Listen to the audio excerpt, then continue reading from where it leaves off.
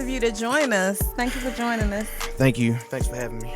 Yeah. Hi, guys. So today, as promised, we're going to talk about the interracial aspect of our relationship with our friends, family, parenting. And we have some questions. Thank you guys for sending us your questions. Jason Smith sent us a ton. We're going to get to his questions. We're going to dig right on into it. Just Smiley also sent us some questions as well. So we're going to get into them. Is there anything you want to say before we get into the questions, or do you want to hop right into the questions first? Let's go ahead.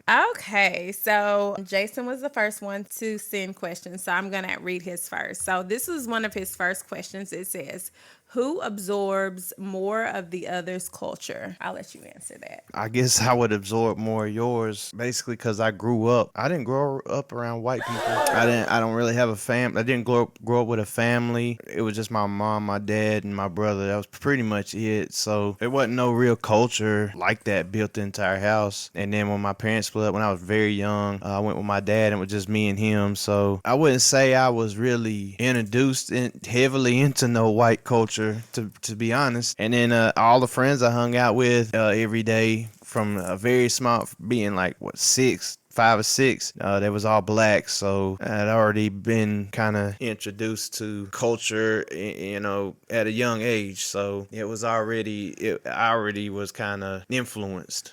Okay. So another question. This is from Jason as well. What stereotype changed for you when you found love in another race? I was so young when we met, so I don't think I had stereotypes. Well, it wasn't a stereotype that was changed. It was basically confirmed. I didn't like his mama's cooking. You son of a bitch! Like I did. Anyway. Okay, anyway, which side of the family objected to it most? And I'll take this question. Neither one of our families yeah, really. no. Okay, so my mom, she did say it wasn't about race though. She just looked at him and said, he looks like a player type. You need to leave him alone. So that was the one thing my mom said. She was like, he's a player. Don't waste your time, boo. Did I look like a player? Kind of, sort of. Okay. I'll say this, as far as that, I only dated black females the whole time, so they already knew. Okay. And for me, he is actually the first Caucasian guy that I dated. I mean, he just treated me with love and respect. So I was just like, okay, I can dig it. He is the most loyal person that I know to this day. He's just it for me. He does it for me. Here's another. This is a good one. We talk about this often. How do you handle race reclamation when white women see him and want to reclaim him, or black men see you and want to reclaim you as if y'all together due to lack of choice? I'll go into that. We've seen this often. Like Derek and I have been out many a times, and I think African American men think, oh, he just white, I can get her. But that's not the case. Like it's more deeper than white or black. Like I love this man with every fiber in my being. Like he really takes care of me in every way you can think of. Like my senses are on him. Like I don't see anybody but him. Like of course I see other people, but the way home is taken care of, there's no reason for me to step outside of our home. I will say on the flip side, I do feel like a lot of times females, and not only just White females. I feel like black females that are sometimes maybe thinner than me, or may think that they look better than me, like they try to feel like, I feel like they try to like be like, okay, that I'm gonna take him from you or something like that. Do you understand what I'm saying? Yeah, I see what you're saying. And I noticed sometimes I feel like I can't really say it's in words, it's more actions, where if we've been out and about, so there's some black males that'll come up and be like, oh, he don't matter. Hey, what's up? Like this is gonna be easy to to get in the middle, of. I mean, I've Yeah. experienced that. Honestly, it's the truth. Not everybody's like that. I'm not saying that, but I have experienced it with some. I don't say nothing. I just let you handle it. So, because that's the best way to go about it, really. Right. I expect, it's been times where I you shut it down. yeah, I or just shut it down. you just show affection in front of those individuals and kind of just let them know what it is. Yeah, because this is my husband. We've been married. We've been together for 19 years. We've been married going on 16 years. So there's a lot of history. I think a lot of people look at us and see us. They think we're a lot younger than we are, and they think like it's like a puppy love or we just met or something. But it's deeper than that. Okay, so this is from Just Smiley. She says, "What are some things you guys have faced as an interracial couple? How have you guys kept a strong marriage? Any advice for engaged couples?" Okay, so we got to break this down because this is a good question. One of our first encounters that was racially charged was at Myrtle Beach. We were at a Bojangles. I don't know. I said one of our first. Okay, I mean, where you're from was pretty divided. Yeah, Salisbury. Where I'm from wasn't like that, so that was new to me. It was like going back to driving an hour away, and I done went back to the '60s or something. Is that it felt? It's not like that where I'm from. It's kind of diverse. Yeah. One day we went to a restaurant in Salisbury, and they never came to our table, so we ended up just leaving because he and I were together. Which I mean, oh well. Go back But the to Myrtle your Beach country. thing, yeah. That's why we don't go to Myrtle Beach no more. South Carolina, period. And I know there's probably people in South Carolina listening, or they might say that, but this is our experience. Yeah, our experience in South Carolina has been terrible. It don't matter. You go to the Walmart, you get stared at. Yeah. I mean, it was like I said, going back to the '60s. Like they out wanted there. to hang me. Like it was an old Caucasian couple. Got our food, we were eating. It was just this uncomfortable feeling, and we look up, and they're just like, yeah, his big old fat tail was sitting there, just like his food's right here. He was like Breathing on the white man's yeah, he air. and his wife both. They were staring at us. We had our like, our daughter with us, my niece with me. And it was like, what the, like, why are you? And they were young. They were like, what, 5 and 6? And I thought you meant them people. They weren't young. Okay, they didn't understand what was going on. No, so they just seen me getting unsettled, and I was just like, let's just eat and go. I was just looking Eat a like, ball of chicken. what the fuck you looking at? And he wouldn't say nothing because he already knew what would have happened to him. Yeah. He just wanted to make sure I seen the disgust on his face. Yeah. I don't give a shit, and I ain't looking at your wife and saying, "What the fuck is that?" Ugly bitch. Right. So that was one. We recently experienced another one at Walmart in Concord. So made a purchase, and as I'm walking out, there's an old white gentleman stops me. And the people that get your receipts. Yeah, you had the receipt. I had the receipt. He stops me like in a frenzy. This is an older white man. Yeah, I give him the receipt. Here you go, sir. And he does this. Big butt having, wide nose. And he hands the receipt. Let me give it back to the white man. Yeah, he gives it back to Derek and just completely dismisses me like I'm not even standing there. So that's another one. Like we've had some more intense stories. I just don't want to go there. I want to. Well, go there then. I remember when we had a hot water heater repaired on, the dude come in and he just was like, okay. You could tell the look on his face when he No, he was extremely nice to Derek. When he saw Derek. Oh, yeah. He was extremely nice. When we came in the house. He was really nice to Derek. He was all just brotherly, cool, calm, collected. The minute he saw me, his whole demeanor changed. Now go into how he power. It's gonna be, you need a whole new unit, and it's gonna be $20,000. And I said, you can go on leave, and we're gonna get somebody else in here. Yeah, so we ended up just going with another company. There's been times you wrecked your hydroplane, hit a guardrail. So let me tell this story since it was me. Tell all the stories. Anyway, so I was driving in the rain. We were picking up his truck because his truck was just repaired. And I was ahead of him and it was raining and I probably was going a little faster than I should have. and I hit a puddle of water and my car hydroplaned. And Derek was like maybe 10 minutes behind me, 5 minutes behind me, because he had saved back to pay, and I just said I wanted to, It was empty of gas too. They was joyriding my shit around. You show up with half a tank and it's all gone. So. Yeah, so he had to get gas. So we were just, me and the girls were, headed to the house because it was my daughter's birthday. It was Kylie's birthday. And we were supposed to go to get McDonald's for her birthday. So anyway, I hydroplaned. I hit the guardrail. My car's totaled. It's stuck in the guardrail. Derek pulls up behind me, like maybe 10 minutes later, call Highway Patrol just so they can record it so I can get an incident report number for insurance purposes. I'm shaking up because, first of all, this is a little sidebar. Our daughter loves to draw on herself. So she had red marks all over her face. She had some red Sharpie where she had red marks all over her arms, in her face. And I'm thinking she was bleeding, but they were marker marks. So I'm thinking, anyway, my mind is just all over the place. The state trooper comes up and he sees me and him standing there talking, and he says, "Where'd she hit you at, fella?" What?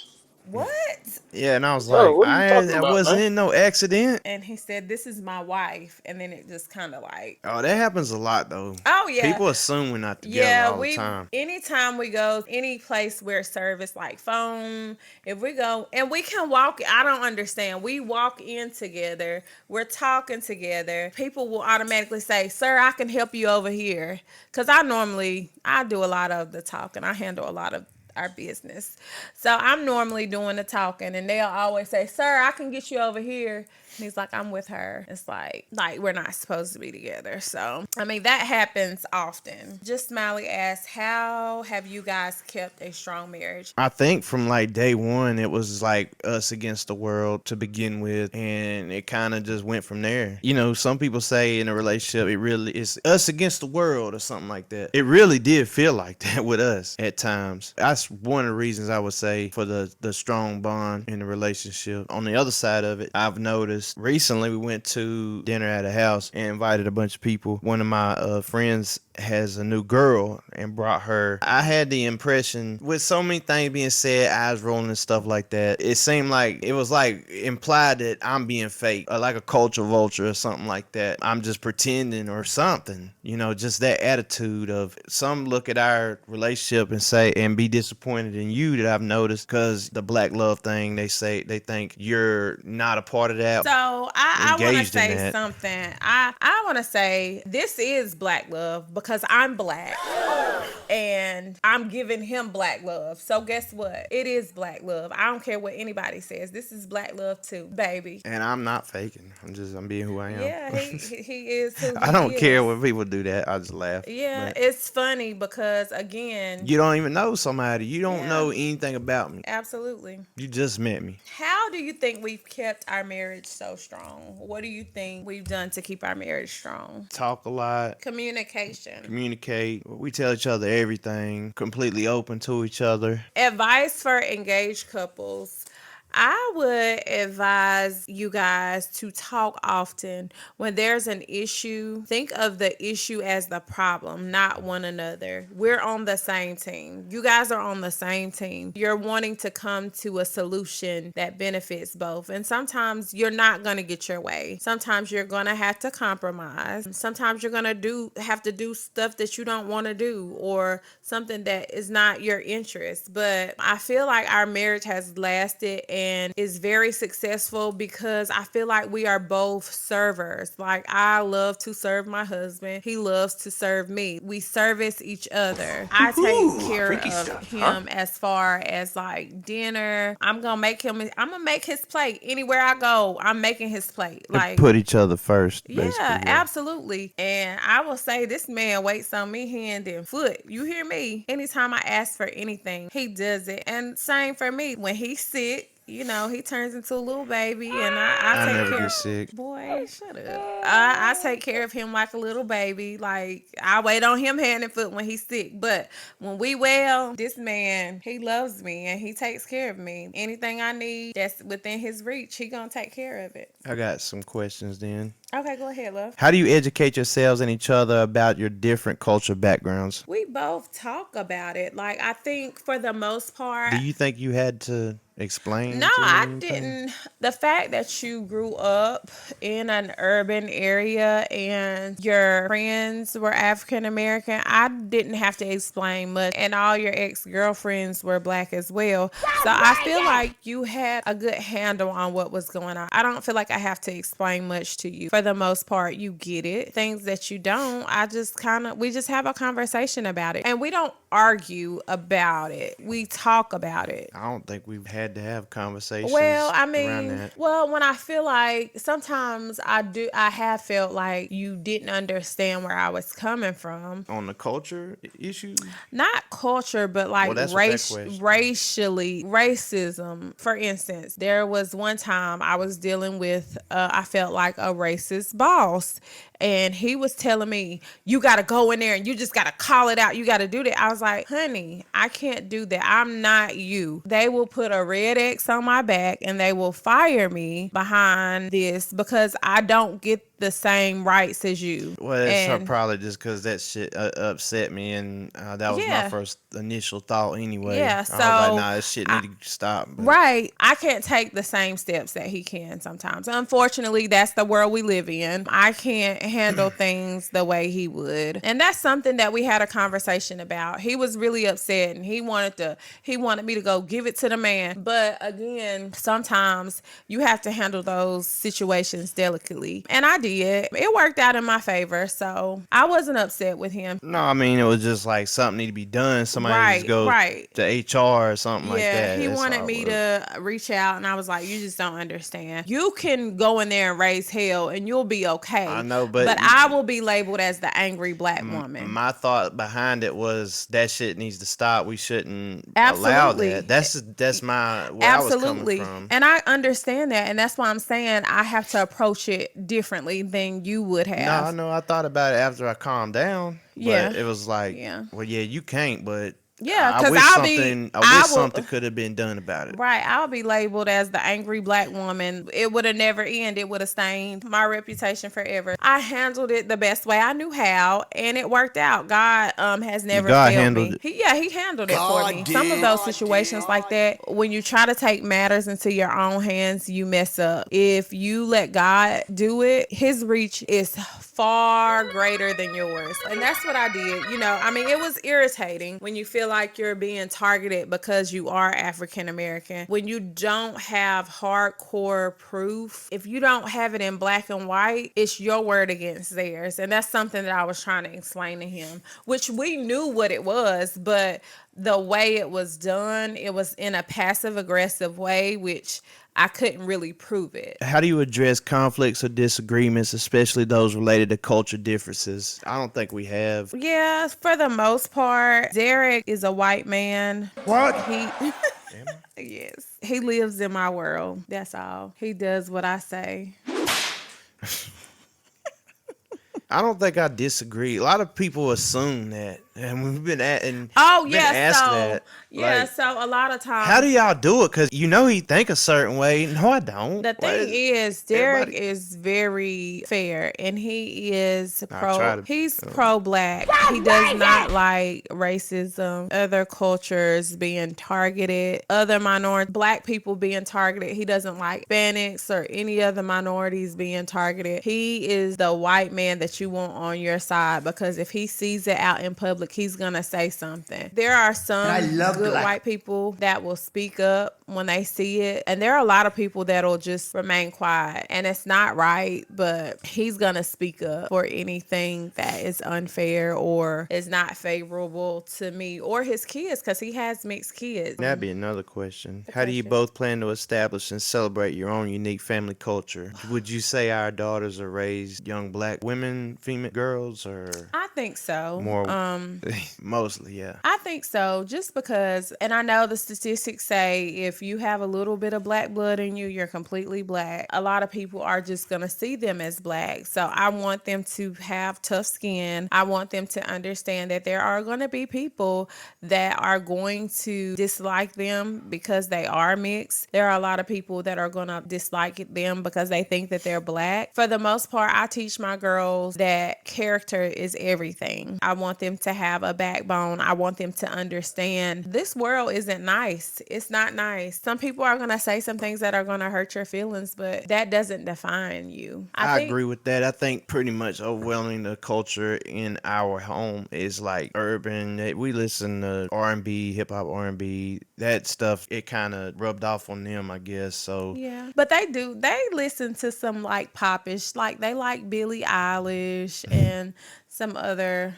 artists. So I think TikTok did it to them, but which is fine. I mean, I really don't care. As far as them, they're good girls. So I'm good with whatever they're good with. Those are all of my questions I have. I will say for my fellow African American people who are thinking about dating outside of your race, I feel like had I been shallow and said, no, I want black love, I think I would have missed out on this beautiful person sitting next to me. He has been I would have missed out too. Thank you.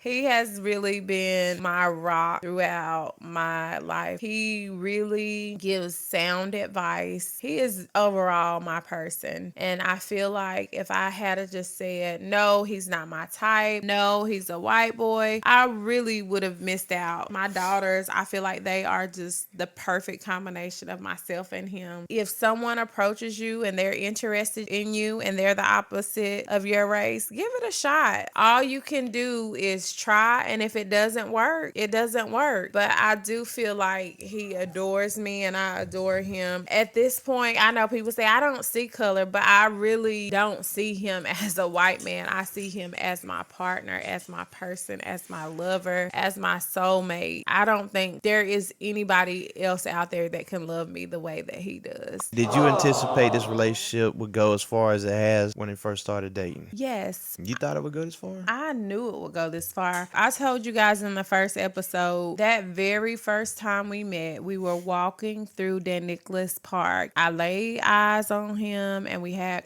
conversations and we were in each other's presence. I knew that this man was going to be my husband. Did I know that he was going to come in and whisk me off my feet like he did? I did not know that. I knew there was just something about you. I already knew. Why didn't you think it would go this far? When we first Them started hood dating? rats you used to date. Yeah, I mean, you look like one of them, so I will. I'm just kidding. He used to date hood rats, though.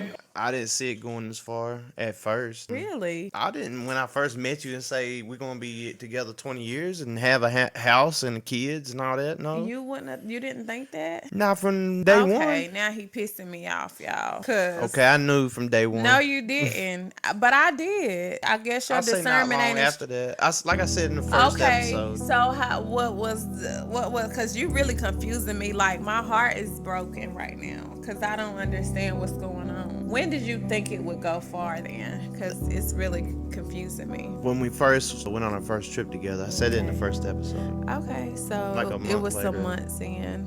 Okay. Because I knew right away. As you see, he didn't have faith in me. It is what it is, y'all. I don't really have faith in me, really, at that point. Oh my gosh. Here we go. When we first dated, what did your friends think? They just couldn't believe I was dating a white guy. Why is it really that crazy? It's good. I don't know. Well, you got to think about where I come from. I come from a small town. You don't see a lot of interracial couples where I'm from. Now, when we moved to Charlotte, we saw a good bit of interracial couples. Like, you can't go anywhere without seeing an interracial couple. Especially where North Charlotte was like that for real. And that's where we first even moved. this part of Charlotte is the same way.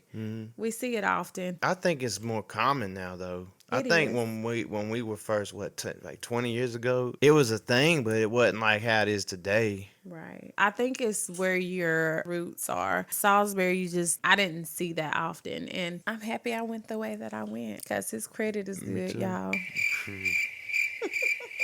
I'm just kidding. I'm just kidding. I'm just kidding. It is good though. But that was a Remember- joke, by the way. I just remember like people saying, "How in the world do y'all get along?" and stuff. I There just remember are, questions I like that. mean, It's kind of crazy when you think about it. It's Like, very what? crazy, but I'm gonna. Who do you think I am? You are racist. Let's talk about that. I feel like with me and you, we think the same way. We are on the same page so much. It's scary sometimes. For instance, one time we were playing charades. We was just killing them because we know each other so well. And like, I could just say one word and he would automatically think of what the charade was. They thought we were cheating. We are just that in sync. You remember that? Yeah. Cheating.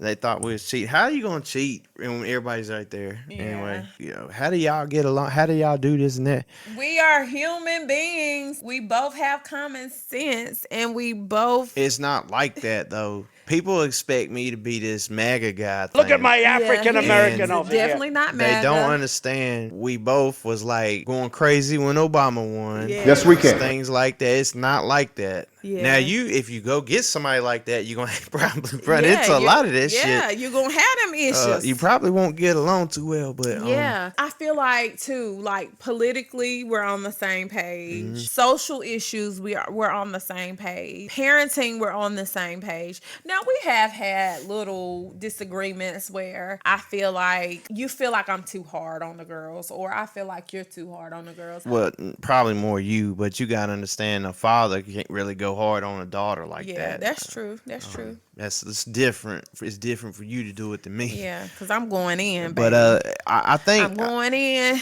I think I'm going in. one reason why I'm like the LGBTQ community, why I support them so much is because I feel like we deal with the same shit. Absolutely. I'm glad you said that. Too many people are worried about who's laid up with somebody, Yeah, and they're that's not adults, it. consenting adults. Yeah, we gonna And- do what we gotta do, baby. Same thing with like gay people. They gonna Too do what many- they gotta do. Like, And who cares? It's their yes, business. It's their business. They can love who they want. They We can can love who we want. Absolutely. I really like the way he said that. I relate so much to the LGBTQ community. Did I say it right? LGBTQ, yeah. I relate because people really get upset when they see me and him together. Why are you so upset? This has nothing to do with you. This is me. This is him. You're going to go home without me or him. So why does it bother you? Same thing with the LGBTQ community. Why do you care who they're with? Why do you care who they love? It doesn't matter. Mind Love your is business. love. Like, Yeah. worry about you. I mean, I don't understand why that's so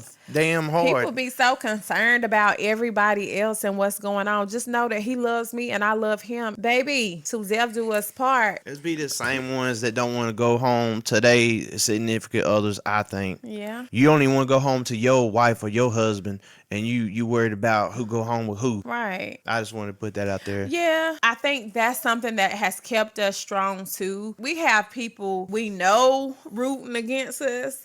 We got strangers ones that- rooting against That's us. not always the ones. That's Well, a no, lot no, of no. them. I'm not saying everybody that we know roots against us. I'm not saying that, but I'm just saying we have a lot of people that root against us. We have complete strangers who don't know us from Adam that root against us because we are an interracial couple. We have people that we actually know. I don't know if it's jealousy or I don't know what it is, but we have people rooting against us from every end. At the end of the day, it's me and him against the world. It's Team Derek for me. I don't care. Like, Team Derek for me too. Oh my God, bro. It's Team it's really like I've been gassing him and he ain't gassed me not one time. Yes, like I he did. hates me. I love you. Well, act like it. Anyway, thank you so much for submitting your questions. Thank you so much for engaging with us. We appreciate y'all. We got 18 subscribers now.